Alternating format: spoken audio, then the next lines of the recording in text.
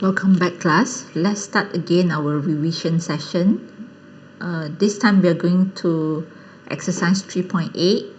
This question is actually quite similar with the question that you solved in assignment 1. So we have the diphenyl production using benzene dehydrogenation. So in this case, the main product of course is diphenyl, but the byproduct we have para-terphenyl can be formed through the secondary reaction. Okay. The main reaction is in equation 1. And diphenyl is C12H10, and we have the para-terphenyl formed in the second reaction. Okay. In this case, A is benzene, B is diphenyl, C is terphenyl, and D is hydrogen. So the liquid benzene was vaporized, heated to the reaction temperature of 1400 Fahrenheit and fed to a plug flow reactor at a feed flow rate of 0.0682 pounds mole per hour, and the reactor operates at 1 atmospheric pressure.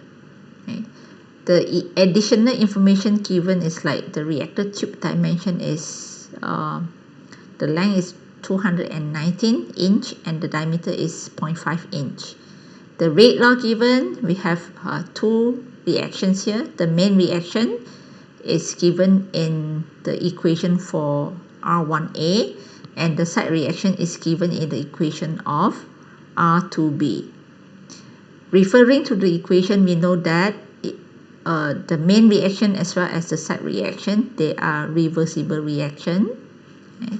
And we have the forward reaction here. For the main reaction, we have forward and we have reverse. So the forward reaction is second order in the partial pressure of A, which is benzene, and for the reverse reaction is first order in B and first order in D. Okay. While for the side reaction, we have the main reaction as well as we have the forward reaction as well as the reverse reaction. For forward reaction is first order in A and first order in B, while for the reverse reaction is first order in C and first order in D. Okay. And the rate constant can be expressed in terms of Arrhenius equation as given in the 4 equation at the bottom. We have the one on your left is for main reaction, the rate constant as a function of temperature, and we have the side reaction on the right. Okay. So you are asked to simulate the reactive process as given in the question and determine the production rate of diphenyl in terms of pounds mole per day.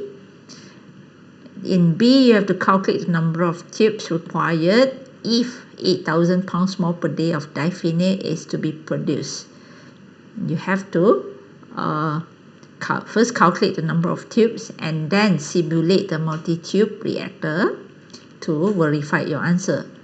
And C, a simpler approach to solve the question would be ignoring the side reaction that produce terphenyl. So you have to repeat part B for the simplified version. That means you have to first, in a single tube, you ignore the side reaction and run the simulation again and see what would be the impact to the production rate. Okay? And in D and E, you have to answer based on your solution in C. So in D, did the number of tubes change in part C and by how many?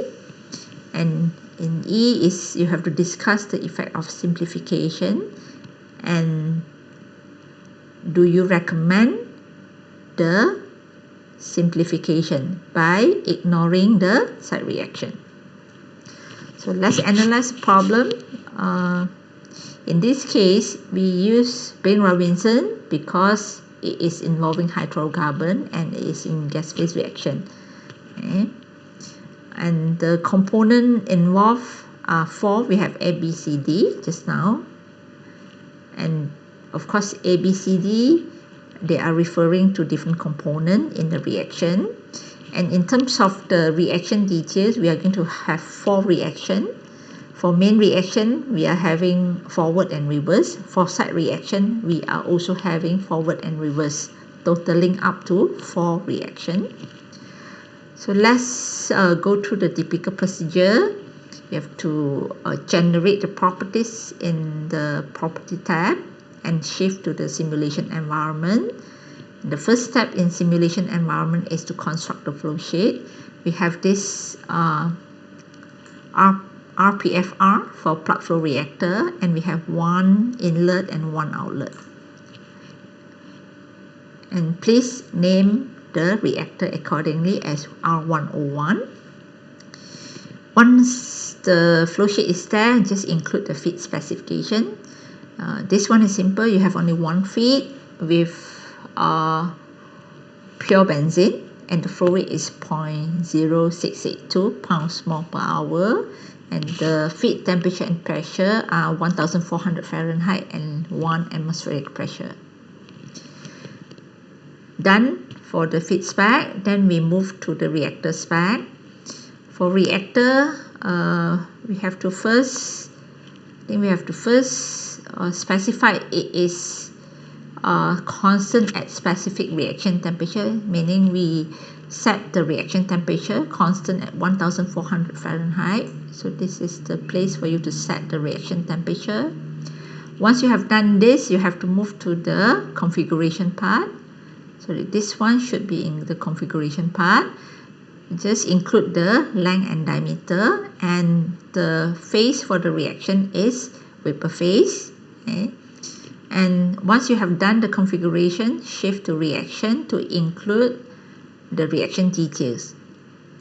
Of course, before you include the reaction details, you have to create a new reaction package named as R1. So this is the section or the window for you to include the configuration of the reaction, meaning the chemical equation. We have 4 reactions just now, as mentioned to you. We have the main reaction, forward, reverse, the side reaction, forward and reverse. Okay. Once you have included the reaction equation, the chemical equation, then we come to the kinetic section. Under kinetic section, you have to choose the chemical equation accordingly. So for example, the first one, we have this 2-benzene will be converted to the diphenyl and also hydrogen. Okay. And the reacting phase is vapor, and we have to choose partial pressure here because the rate equation has been given in partial pressure basis, and the unit is in ATM for your partial pressure, and the rate unit is pounds mole per feet cube per hour. So just include the pre-exponential factor and also the activation energy accordingly, and don't forget to include the driving force, which is the order of reaction. In this case, for the main reaction, main forward reaction, it is second order in the partial pressure of A, which is benzene. Okay. So once you have done the reaction details, meaning you have to include the reaction details for the 4 reaction, then you simulate the process and check the result. You can check the stream result under the block section.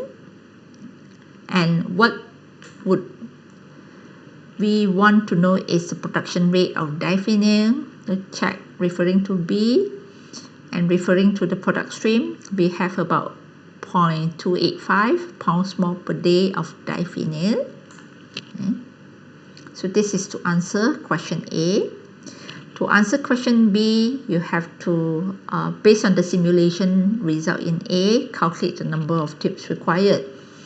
In this case, the target is 8,000 pounds mole per day.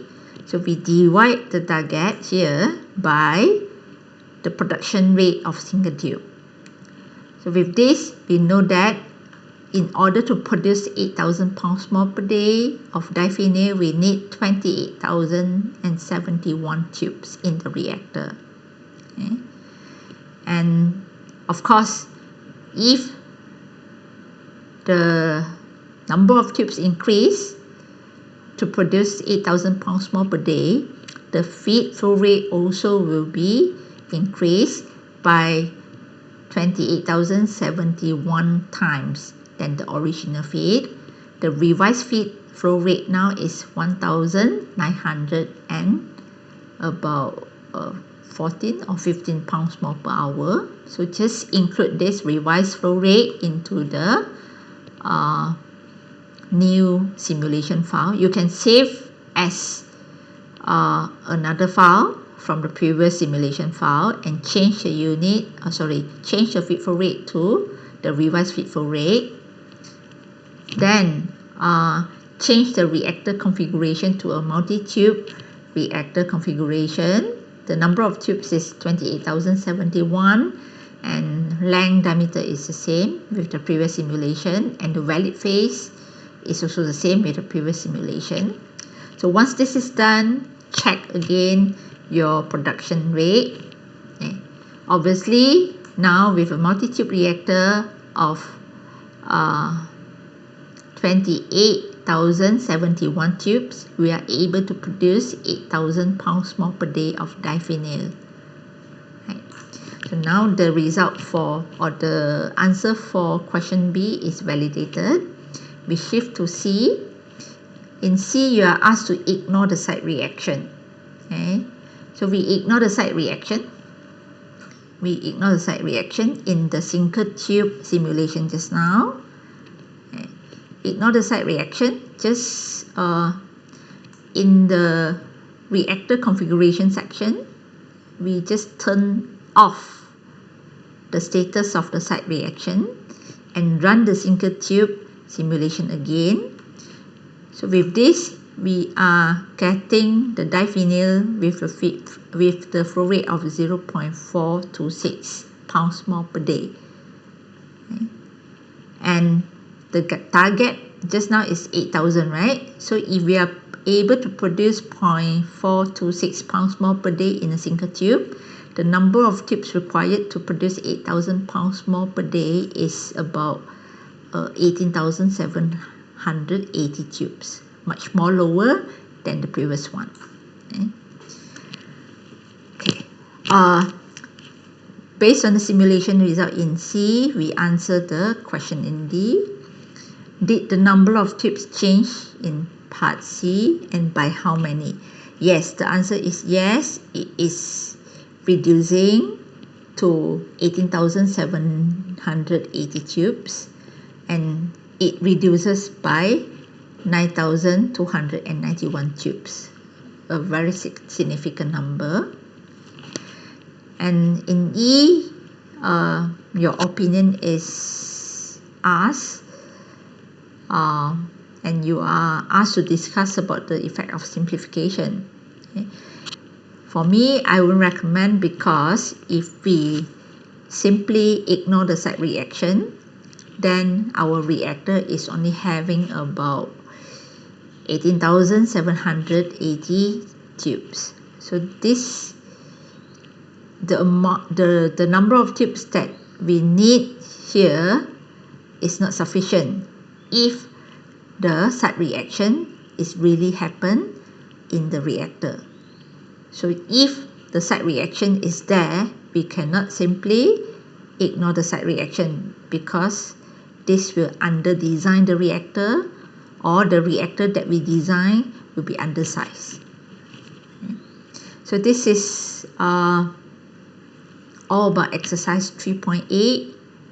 So I hope you can at least get a clearer picture on the simulation of using RCSTR and also RPLA, especially on the CSTR. In this case, is we use the volumetric flow rate instead of molar flow rate and also mass flow rate. And for plug flow reactor, we have tried to simulate the multi-tube reactor. Okay. So with this, thank you again for your attention. and wish you best of luck in your test 1. Thank you.